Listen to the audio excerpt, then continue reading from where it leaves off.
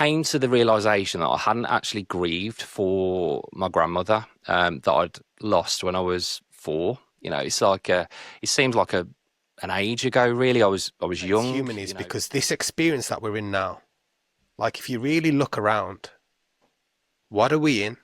Mm. What are we doing? Who are we? I do remember this being. It was very large being, like wearing a hood, walking towards me, just light just gleaming off them.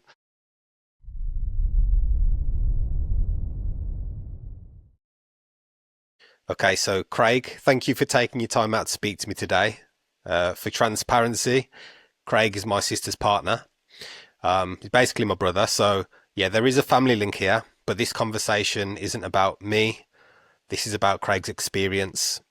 And firstly, before we get into the conversation, I just wanted to ask what really drew you to the Patreon, because you're a private member of the group, and I know we've spoke about this outside when we've met each other, but we've never really got into the specifics of what drew you to the Patreon and why you felt like you wanted to join. I think it'd be interesting for me to know, for me to hear the specifics, but also for everyone watching to hear what drew you to the group. Yeah. First of all, thanks for having me on, Sasha. It's a pleasure to be here. So, what drew me to yourself, Sasha, to be fair, during offline conversations and through the group that you've created, was your words about embodiment. The avenue that I'm going down is actually life coaching. So, mine's all about going back to the true version of yourself before all of that noise. Obviously, there's a lot of things going on in the world at the moment. So, it's about trying to reduce that noise, focus on your inner thoughts, and move forward through life, not overthinking, not stressing about things. It's something that I've gone through as well, in my life. So the group that you've got there's so many personalities, different views, different opinions, different experiences. So it's a really interesting perception to look at, really, as you go through your group.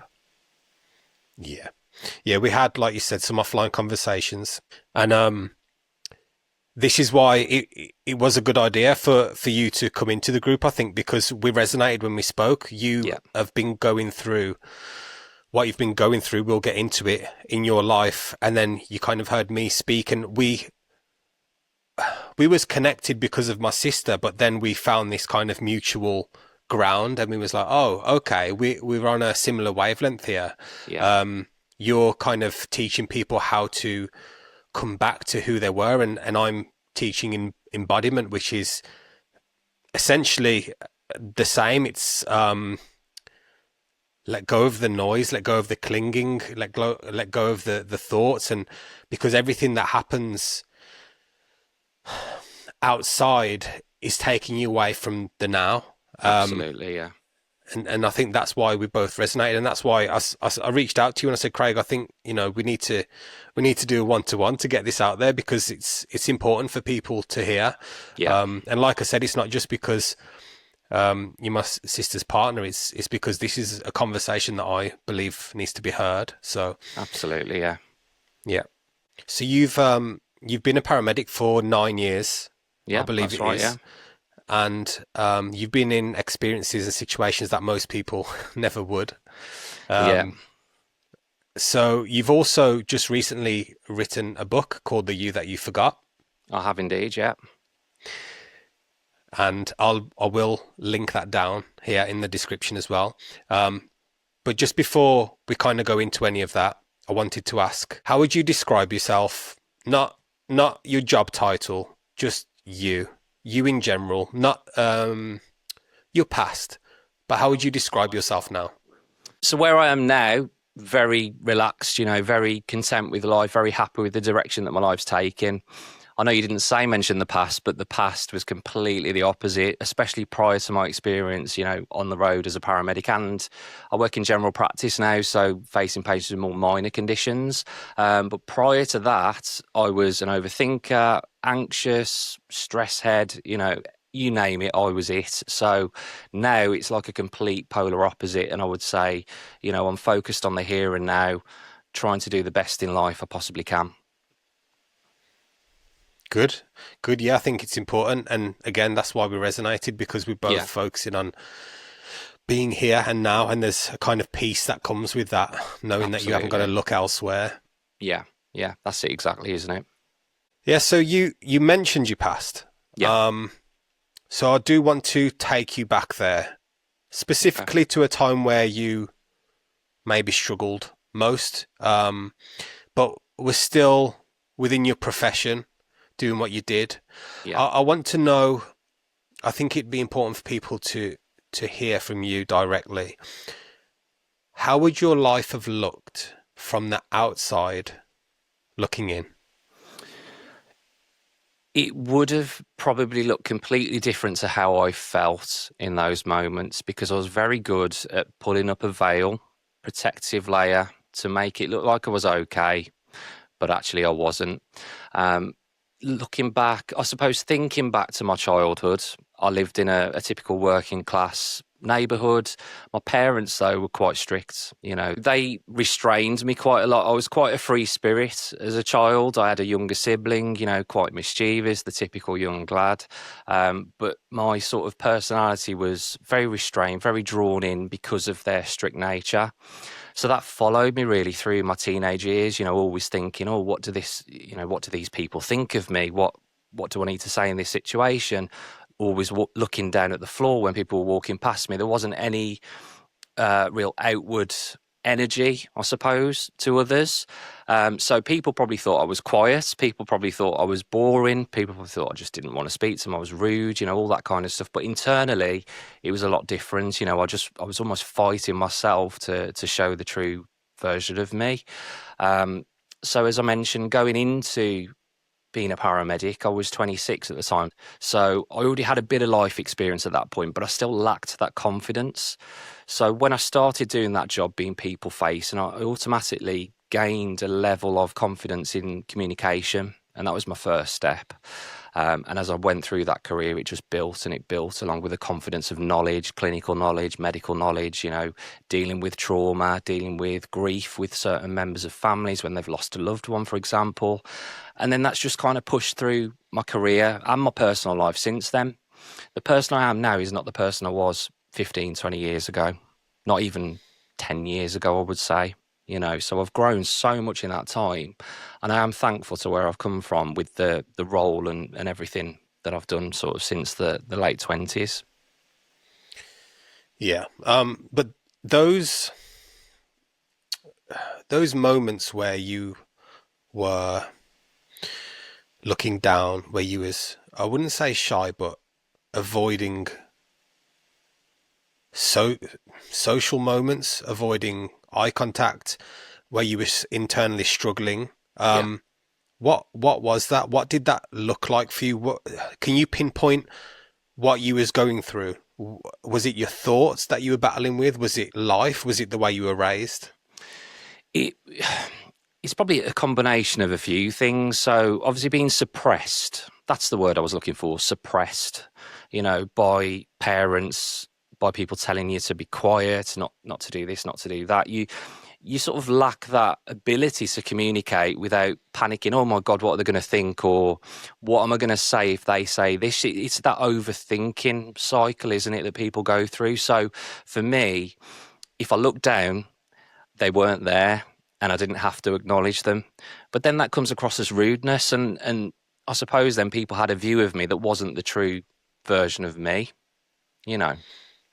Yeah, and if you were aware of that, then you were battling almost in two different ways. You were Absolutely, battling yeah. internally, and then you were battling with the perception of what people thought. What people think, yeah, yeah. So you're fighting your own thoughts from two angles, absolutely. So you're then overthinking what another person thinks, and then you're thinking what you should think, and then you're just fighting constantly, aren't you? Which it's not healthy. Puts you through stress, makes you feel even more anxious. Yeah. Yeah, no, I totally get it. It's something I think everyone can resonate with. And again, that's another reason why I say the things I say, which is like allow the thoughts and watch them, because so many people, especially now younger age, there's people at all ages really that do it, but we literally believe we are our thoughts. So whatever our thoughts say, we kind of just follow, and Yeah. it can lead into depression. Yeah. Yeah. So we spoke offline about this, and you mentioned that imposter syndrome was a very big thing in your life. Yeah. How did this show up for you in your life, and in work especially? I think work's probably the biggest one I can use an example for, if I'm being honest. So there is something that I've mentioned actually in my book about this. There was a role that I applied for. It was like a leader, manager kind of role for a team of people. I went for that interview, confident, got the job, great, happy. But then it got to a point then where I was starting to have to lead meetings, and you're sitting there and you're thinking, oh, I can't do this, or they're not going to believe what I'm saying. I'm not talking with enough experience, that type of stuff. But I actually went to a leadership course not long after I took the role, to be fair. And in that course, that was what changed my life, and we can talk about that a bit in a while if you want. But the lady that was running that course actually said to me that that's your internal narrative. You're attacking yourself and your truth, because your subconscious is telling you that you're not good enough constantly, when you obviously are, because you're sitting here and you're talking to me and you're telling me all this stuff that you've done. So that has followed me through other experiences in life as well, where I've had to stand up in front of people, for example, and do a presentation at university or at school or whatever.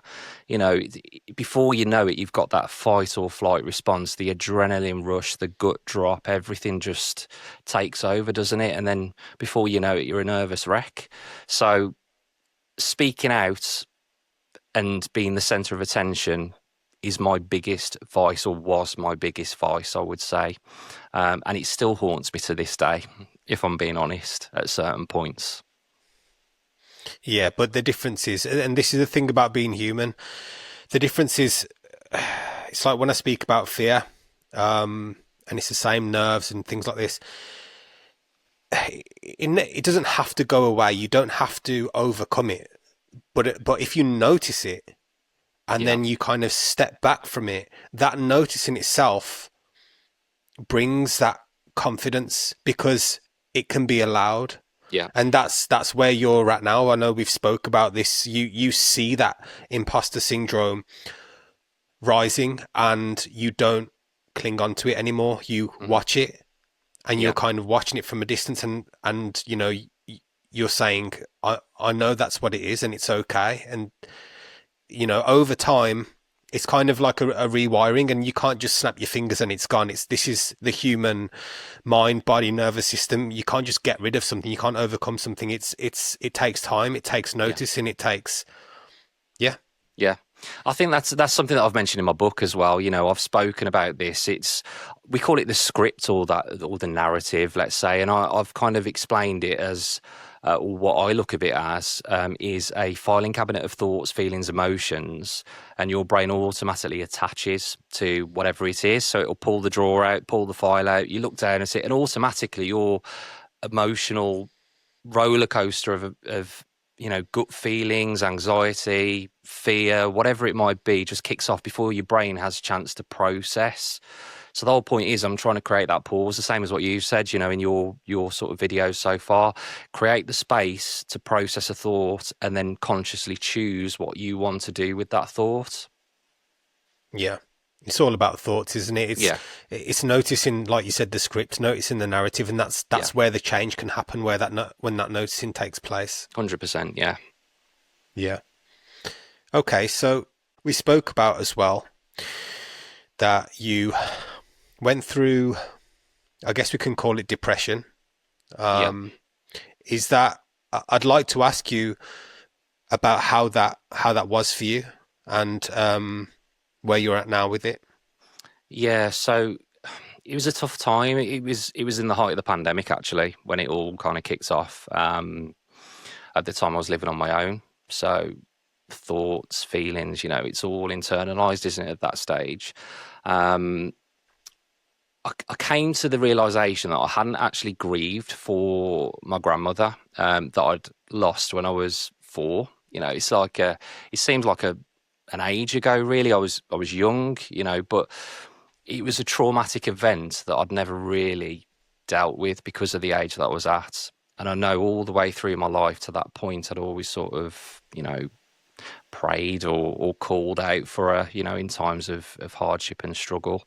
And that was a big thing. And then also the resentment towards my upbringing, I suppose, the things I've mentioned already, that kind of being suppressed as a child and, having that emotion that I'd never really dealt with fully. So I did fall into a bit of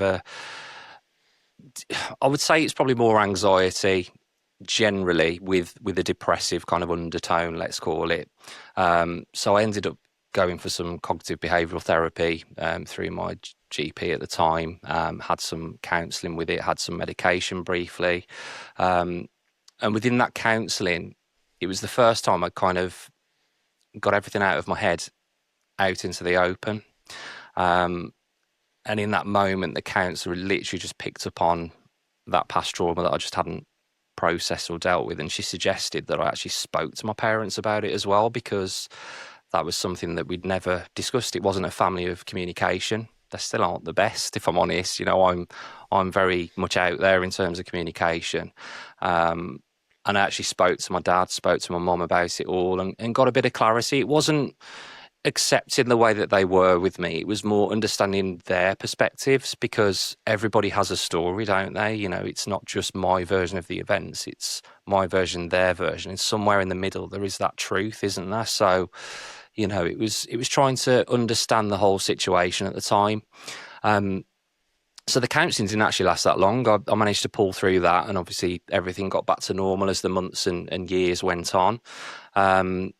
I did take the medication for a bit, purely because I was scared if I came off it, it would just go in reverse. But as it happened, I did manage to come off the medication with the support of your sister, actually, at the time. So, she got me through that. And obviously I've had some great support since.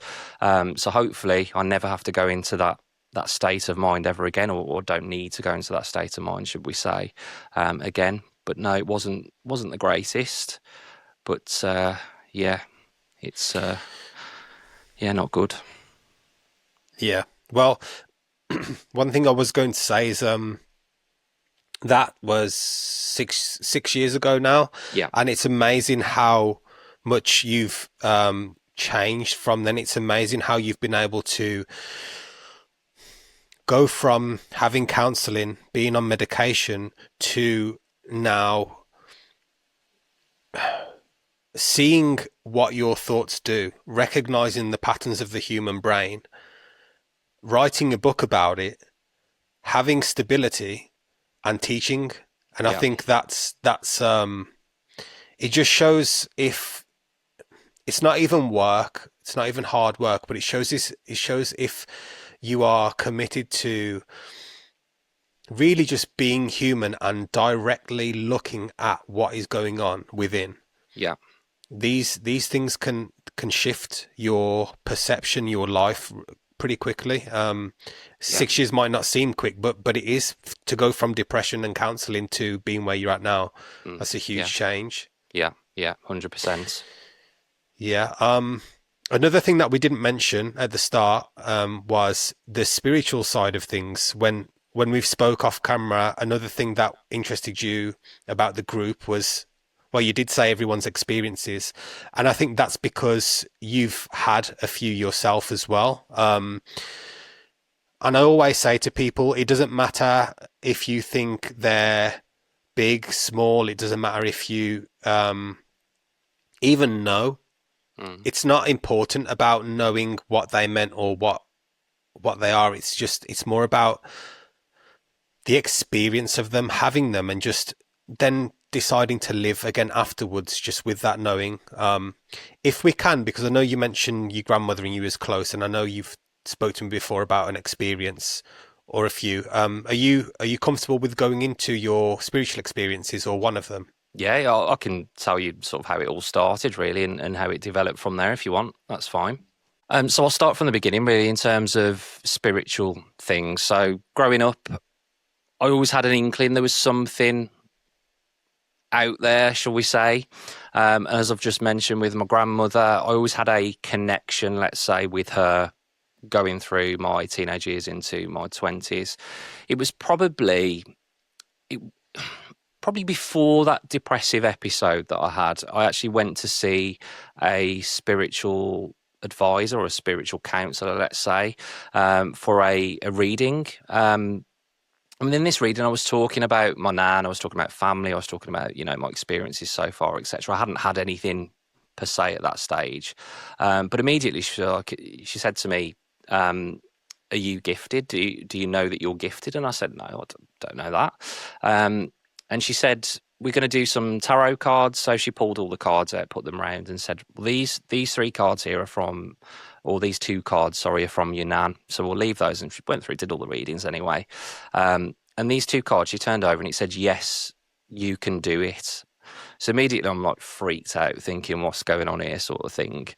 But she said, just go home, practice. You might be able to do spiritual communication. You might be able to go and see loved ones and things like that. So I left there with a bit of an open mind. I thought, you know what, I'm going to try this. I wasn't 100% sure whether it was real or true at the time. So I went home and I thought I'll do like a guided meditation. I think that's the easiest way I can try and experience something because I'm listening to something. My mind's then focused on that. So I put on a YouTube video. It was just a simple guided meditation, walking through a forest, walking up some steps, deep breaths, it was guiding your breathing and all that sort of stuff. And it said, as you start walking up the hill, you're going to see some silhouettes of people start to appear. And lo and behold, I can see these shadows, walking towards me, and I'm walking up the hill. So as I get towards the top of the hill, they start to become clear, the light's shining on them. And it is like both sets of my grandparents, essentially, that I can see. And I'm thinking, whoa, what's this sort of thing? And as I get closer, they're all happy to see me. They're all smiley, looking at me, saying, oh, how are you, sort of thing. But it wasn't like conversation in the sense of me saying something, them responding. It was like immediate. So I was saying it, I got the response immediately. And the funniest thing was, I was looking at my one granddad, and every time I looked at him, his clothes were changing. And I was like, what's going on? Why are your clothes changing? He said, you're doing that. Every time you look away and you look back at me, you're putting some of the clothes on that you remember me by. So I was like, whoa, okay. So we're just having a conversation for a little bit. Can't remember the detail of it now. But I was just like in awe of it. Like I was thinking, wow, we can come and speak to each other and it's clear as day. I can ask how you are. You can get stuff from me. It was just great. But then obviously the guided meditation after about 10 minutes says, right, you're going to turn around, you're going to walk down the hill, you're going to go back, and then you can open your eyes sort of thing. So that was that experience on its own there. But after that, I was then pretty obsessed in spiritual communication. So I went out and I bought myself the pendant and the talking board and all that sort of stuff. And I got to a point where I could actually have a full-blown conversation with my grandmother, my granddad, distant family members that have passed away. And I'm still at the point where I'm thinking, is this real, or am I just making this up? Am I just spinning this, But it carried on, and I did get a bit of comfort from it. So I thought, you know what, I'm going to take this at face value. I'm going to believe this. This is good. And then let's fast forward a few years. I kind of left that where it was for a bit, carried on focusing on just day-to-day life. But obviously since speaking with yourself, I then started to look into the hypnagogic states, doing all the meditation, going to bed, trying to get into the tingly state, putting some binaural beats on, that kind of thing. And I have had a couple of half experiences, shall we call them, where I was over the black waters one night, and that follows, the full body tingling and all that. And I was just floating around and just looking at the water and the light glistening off the water, but it was a completely black space. There was nothing else, no light as such, but you could just see light on the water, strangely. And I have had another hypnagogic state where I went to, I don't know whether you did it in one of your videos or it was like a castle in the background. something very similar to that, where you're walking onto a meadow, castle in the background, and there was a stream running at the side. And as I was walking down there, I could see like a lot. It was literally everybody in a line, and I could go through and I could recognise every single person. And I do remember this being. It was very large being, like wearing a hood, walking towards me, just light just gleaming off them. I can't. This is the problem with me. I don't remember the full details of things, but I know that they came, and I was very aware that they were my soul guide or spirit guide or something. And I know my nan was sort of at the side explaining it's okay. You don't need to be scared. It's okay. And there was a bit of back and forth. Without too much detail, I don't remember the exact conversation, but I just remember the scene itself. It was beautiful. Yeah, I think it's those are amazing experiences. I think it's fascinating that your nan's kind of involved in all of them as well. Yeah. That's comforting, and it's nice to know that you can have these types of experiences where you do see loved ones that have passed. And yeah, like you said, this is something that I teach with those types of states, with the dream states. And I do always say, like, I wouldn't worry too much about not remembering. It's not really about remembering the experiences themselves.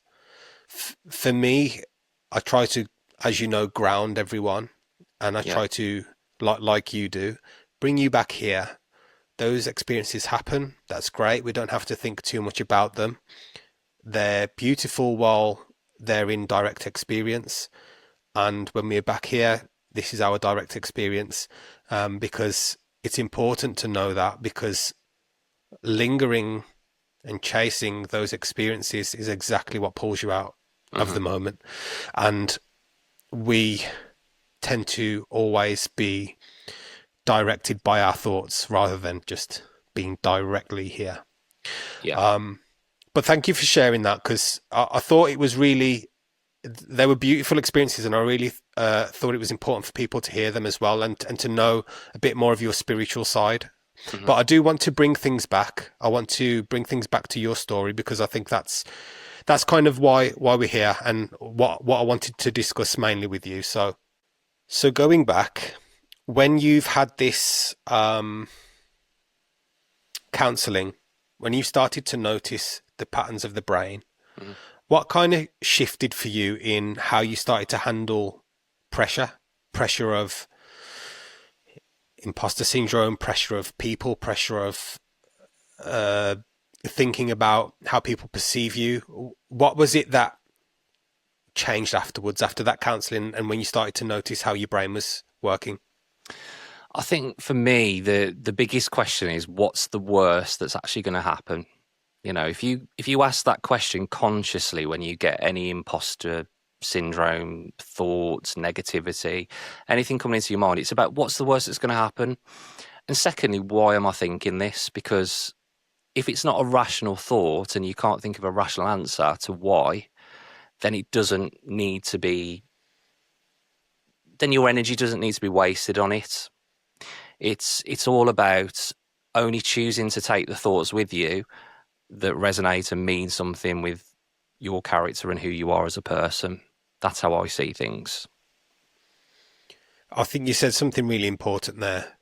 And why it's important is, I haven't said this publicly, but it's what I always do to myself in situations where I notice my thoughts pulling me away, and also in situations where I notice thoughts, negative thoughts.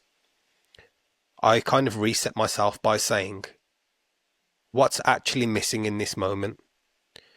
And it's similar to what you've just said. Yeah. What that does is allow you to know that there's nothing missing.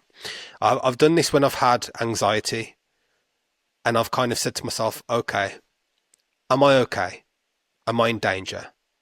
Is there anything actually wrong? Is there anything actually missing? Yeah. The answer to all of those questions are no. So why am I in a state of panic? Why am I in a state of fear, anxiety? And that's, again, another way of noticing that your attachment to your thoughts is what's causing that. 100%. And it's bodily functions as well, isn't it? Chemical reactions from the brain that are triggering these responses to things. And whether that's from earlier conditioning or whether that's just something that you've created yourself, it's about understanding that, isn't it? And questioning, creating a space where you can question before reacting. That's my message. Yeah. It's a fight or flight mechanism from the nervous Absolutely. system. Yeah, yeah. And this is what embodiment is. Like, so many people on this spiritual path. This isn't necessarily that much of a spiritual conversation, but it really is. Like, people are on this spiritual path without having stability in their life. And my whole message is gain stability, be here, be human. And once you've gained that stability, once you've understood the patterns like you talk about in your book, the script, the narrator, once you understand the functions of the body, mind, nervous system, once you understand all that and you can start to notice and step back, if you want to explore, fine. Yeah. Still explore. There's nothing wrong with it. But this is the whole reason we're having these conversations and why I'm making my current arc, which is actually about to finish with embodiment. But yeah, like I said, this is why I needed you on, Craig, because what you've noticed is what I've noticed, and this thing with thoughts is a lot bigger than anyone's even speaking about. I don't really hear it that much, and especially in the OBE community, especially in the spiritual community.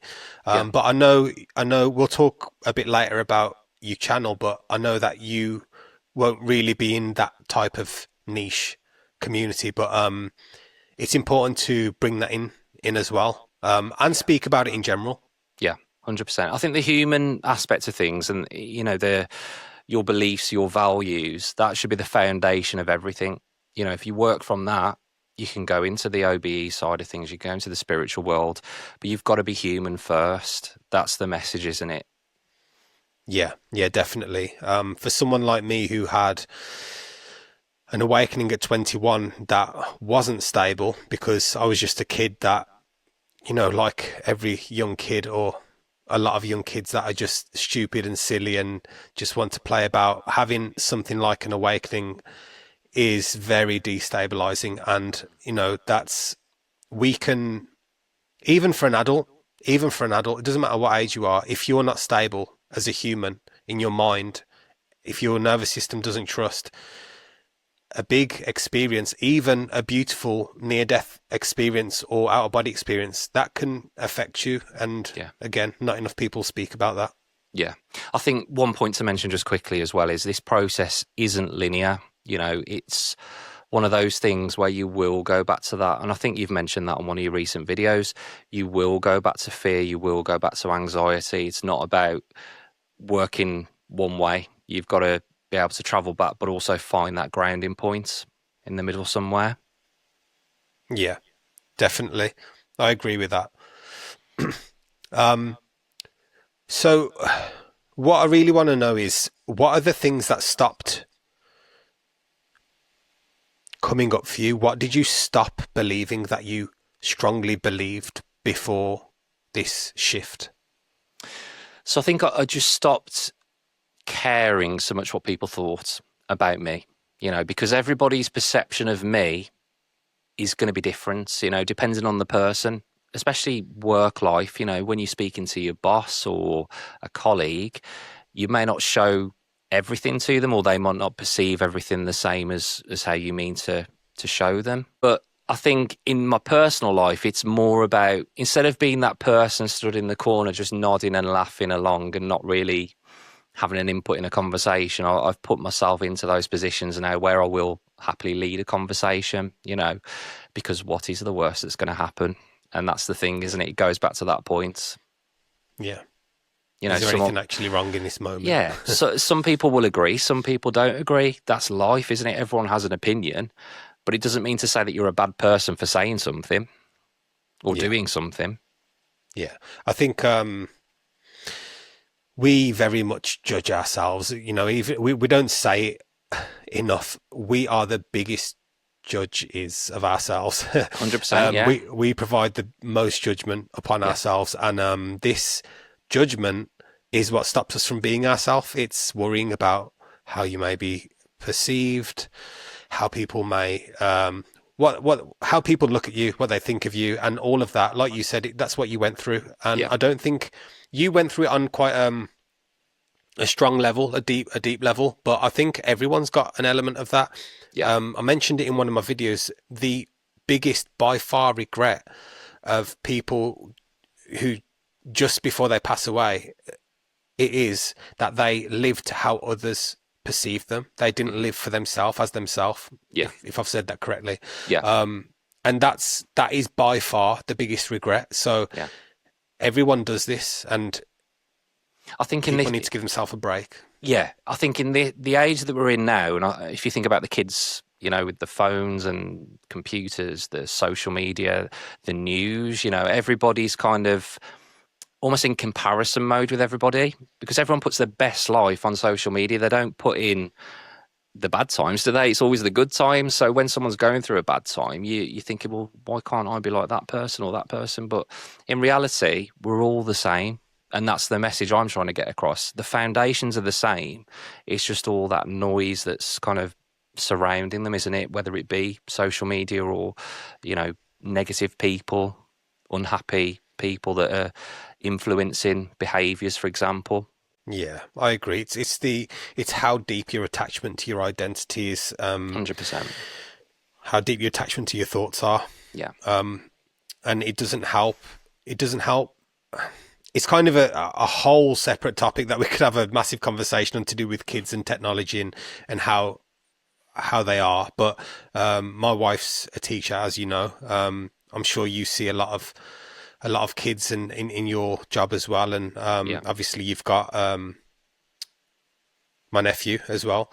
So it's tough. It's tough, but I just think if our generation start making this change, which is this noticing of patterns, of brain patterns and thoughts, that's when we can make a change for the younger generation. And we can only do what we can do.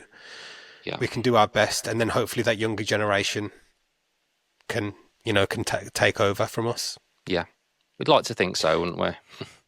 So in regards to your job and your patients, what's changed in regards to how you relate to them now? It's almost like if someone comes in, for example, with anxiety or depression, I can almost kind of read them through what they're saying.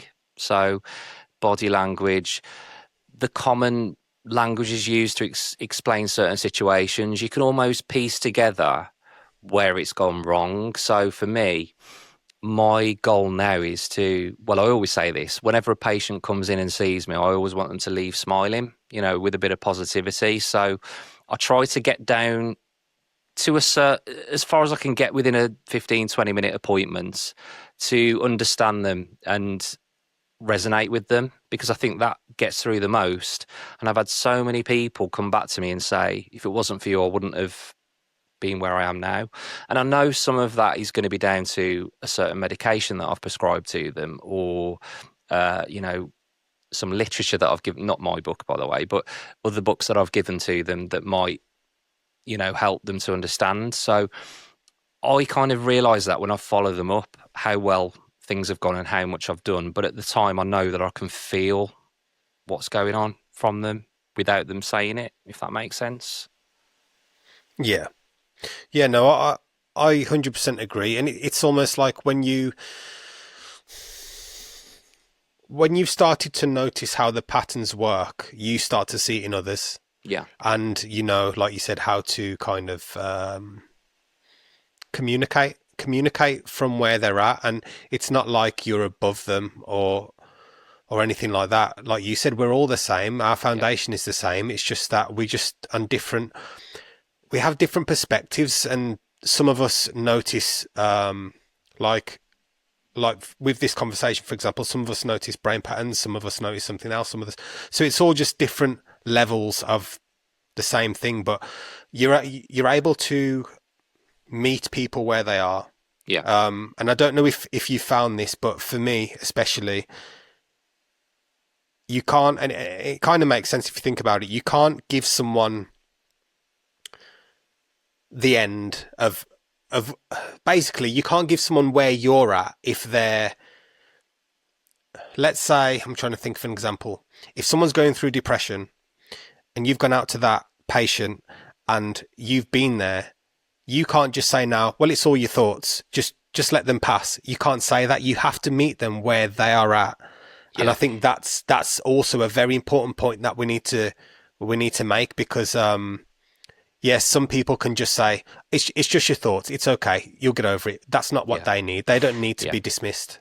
That's the thing, is it being dismissed? And I think that's a big trigger, isn't it, for people, because the world that we live in, the mental health in the UK especially, is not amazing in terms of support. There is support out there, don't get me wrong, but there's so many people I've spoken to that don't get that support.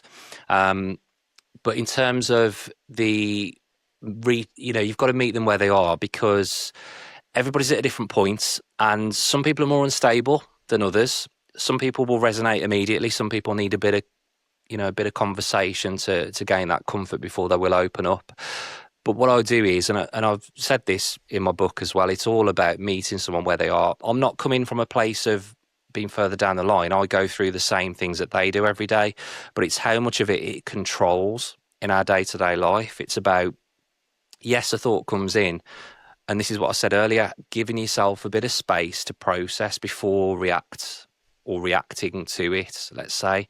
But a lot of patients do come back and say, yeah, you were really compassionate in that moment and you really understood where I was coming from. And I think a lot of healthcare professionals, not downplaying GPs, they do a great job, but they just haven't got the time.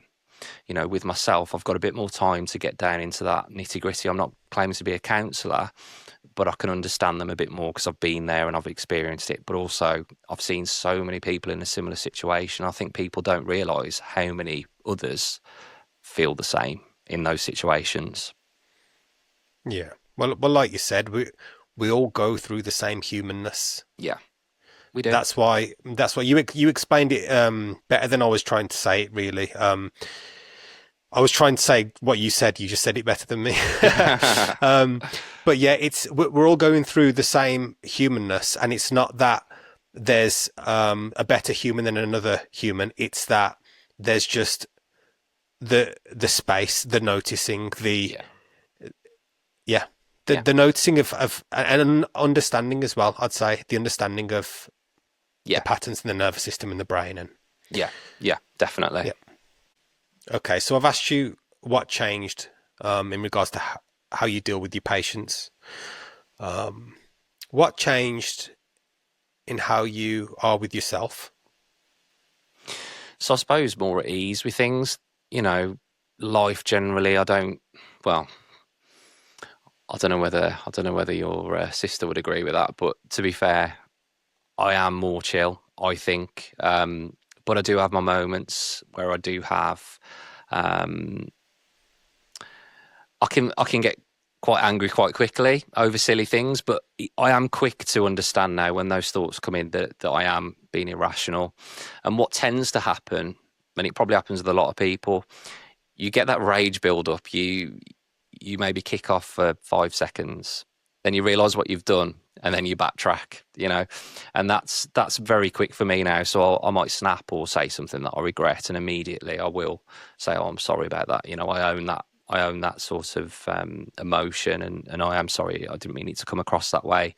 I'm just X, Y, or Z because of a situation. So I think the communication's very key, and I've had that in my personal relationship as well, where we've sat down and had conversations. So arguments are very minimal because we communicate, and that's something that I didn't have before because of my upbringing being quite closed, and within a family of poor communicators, it was difficult, to be open and free and able to say things without judgment. Yeah, so what you'll start to notice is, now you're kind of on this path of noticing and having that space, is that, so I've spoke before about how people react through emotion. People who aren't noticing, they'll have that. Let's talk about anger, for example, like you just said. They'll have that rage build up, then they'll lash out, they'll speak. That can come out for 5 minutes straight before they calm down, and there's no afterthought. But what happens when you start noticing, which is what's happening with you now and has been for a while, is that 5 minutes now is not 5 minutes, that's 5 seconds. And then you notice. But over time, the more that you notice, you'll just start to feel the urge without the reaction through the emotion. Yeah. And this is an amazing thing. And I don't want to go, because I could go in another kind of direction with this, and I don't want it to go too spiritual. But there is a kind of beauty that happens when you just start to feel the urges, feel the emotions without the reactions. Yeah. I'd go as far as saying that's a kind of peace. Yeah. Yeah, I'd agree. The best bit is when you actually see that in others, though. So, you know, when someone's angry or comes at you with abuse, or, you know, you can just see that they're completely in their scripts. They're completely in their minds. They're not listening to their values. They're just completely, you know, seeing that. We call it like red mist. You know, they're in red mist, aren't they? That mist has just completely clouded their vision, so they're not seeing clearly. Yeah, and it happens to everyone. Yeah. Like I said earlier, this is the humanness. 100%. It's what we yeah. all go through. And I say it all the time like a broken record, but we need to give ourselves a break, because this is something like this where a feeling can come up and you react through that emotion. What follows that is a judgment upon yourself, and then more a feeling of sadness, a feeling of guilt. Mm-hmm. And it's just it can be an endless cycle. And yeah, this is why this type of conversation is so important, because it's highlighting the patterns of the nervous system. Yeah, 100%. I think just to close that one off, if you've got a second for that, another thing that we go through is when we replay an event in our minds. So let's say something does happen where we lose our temper, or somebody speaks to us in a way that doesn't align with our values. We'll go to bed and it'll just be replaying all the different things that could be going on, how you could have reacted differently, how you should have reacted. And then it just plays in a loop, doesn't it, in your mind? And I think that being able to let go is that important message there, isn't it? Don't allow that thought to ruin your evening, to stop you having a good night's sleep, because it's not worth it. Yeah. And that thought's okay. It's okay to be there. It's okay to be there. It's okay to loop. It's okay. Just don't attach to it. Absolutely. Let it happen. If anyone goes through an emotional experience, there's bound to be a process afterwards, which is like you're saying now, like a loop. And you know, you don't have to attach that loop, but you can understand that is how the body works. That's how the mind works. It will go through this process, and if you just let it do what it does, it will eventually fizzle out, and you can then, you know, be yourself. Okay, so I wanted to ask you a slightly different question. Okay. What do people misunderstand about spiritual growth, in your opinion? So I think a lot of people look at spirituality as a bit of a fad, I suppose, don't they? I think it's all make believe, it's all fairy dust, it's all this, it's all that. But in reality, it's not. It's nothing physical, is it? It's an experience. It's sensations. It's emotions. It's nothing that we know of in this three-dimensional world, is it? So a lot of people, especially when I was going through the spiritual communication, I had a lot of abuse from people that were my friends, you know, saying, oh, it's all in your head, it's this, it's that. And it's a lot of dismissal of the subject. So I think most people's opinions who aren't in this domain just think it's a bit, well, I'll put the word weird on it, you know. They don't really agree with it, do they? But until you've had an experience, you're not going to know. So the key is keep an open mind in these situations, because you never know when something might present itself to you. Yeah, no, I agree. A misunderstanding is that there's kind of people out there that will put a lot of negativity around the subject, but also I would add to it that spirituality isn't about going somewhere. Spirituality isn't about chasing something. If anything, spirituality is about having your experiences and being human and being here and living life, because what else is there to do? You know, you can go off and have the most amazing, real, physical or not experience. I've had some crazy ones, as you know. Yeah, and on that topic, on spirituality, and especially on the experiences you've had and your experience as Craig, as a human, would you say that you are now more mystical or more human, or how would you kind of view your life and reality? And yeah, would you say that there's more of a mystical aspect to you or more of a human aspect to you now? I'd say there's elements of both. I think the whole grounded side of things is the human groundness, you know, but I do feel, I suppose I've got some sort of spiritual connection, some mystical sort of elements to my life. And in times of hardship, in times of grief, stress, whatever it is, I always kind of lean more towards that mystical, spiritual aspects of things, which I think a lot of people do, don't they, with like religion, etc. But people have said that they neither, for example, when I announced I was going to start doing this, you know, YouTube journey, the Instagram and all that sort of stuff, the life coaching, generally, she said, I always knew there was something about you that was different to others. So that kind of sat with me thinking, well, I must show something that's not just human, you know, not just the base level human. It must be something more to kind of, you know, elevate it a little bit. I'm not trying to say I'm anything special at all, you know, in that sense, but I think obviously I must show something for people to see that in me.